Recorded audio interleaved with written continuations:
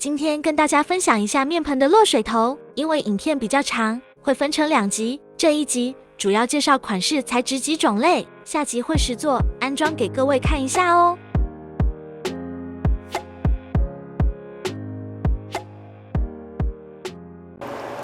这边呢，我们首先来介绍一下落水头的材质好了。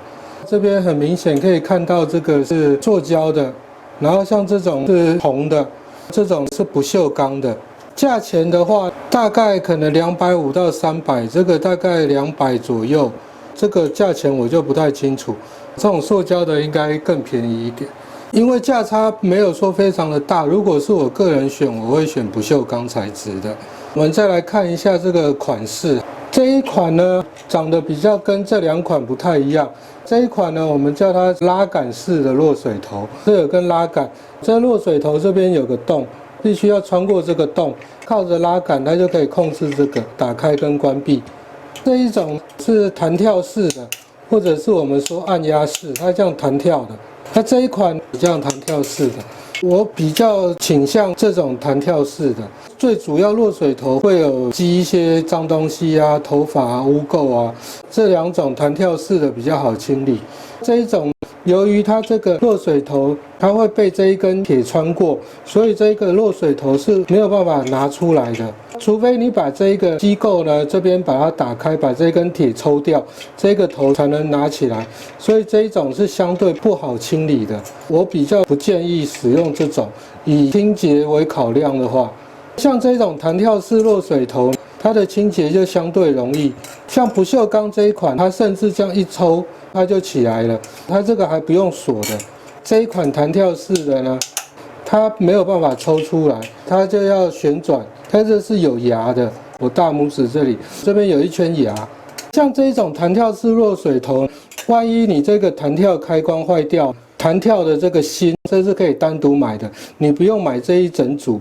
你在选择的时候，你就是要选择这种无牙的，或者是像这种有牙的。材质跟款式呢，介绍完之后，我们来看一下它这个设计。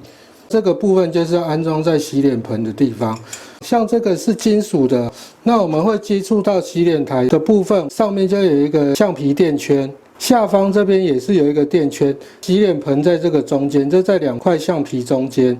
下面这一块橡皮的下方会有一块这个塑胶的垫片，给各位看清楚一点，像这样子塑胶垫片，这个就是要让你这个破紧环6角的铜环，在破紧的时候不会把这个橡皮给绞破。设计的话，各位就记得硬的，像这个金属的接触硬的陶瓷的地方，都一定要有这个橡皮垫。我们在安装这个落水头的时候呢，我们会在第一个橡皮垫圈的下方这边再缠一些止泻胶带，薄薄的一层就好了。那这个止泻胶带的目的是要让这个牙呢跟这个橡皮垫更好的密合，水才比较不会从这个牙跟这个橡皮垫圈的这个部分呢漏出来。那我们甚至可以在这个橡皮垫圈上面再加一点止泻胶带也可以。各位注意一下，它这个橡皮垫圈，如果你有这样拆下来的话，这一面是平的，平的要在下方，它有点弧形凸起的，这个是要接触洗脸盆。我这边呢就缠好了一个止泻胶带，不用太多，大概5圈6圈这样就可以了。这边跟这边有2个孔，这是溢水孔。在安装的时候，最后需要固定的时候，我们可以用起子从这边穿过溢水孔来固定，锁紧的时候它有可能会旋转。我们现在就来实际操作一下。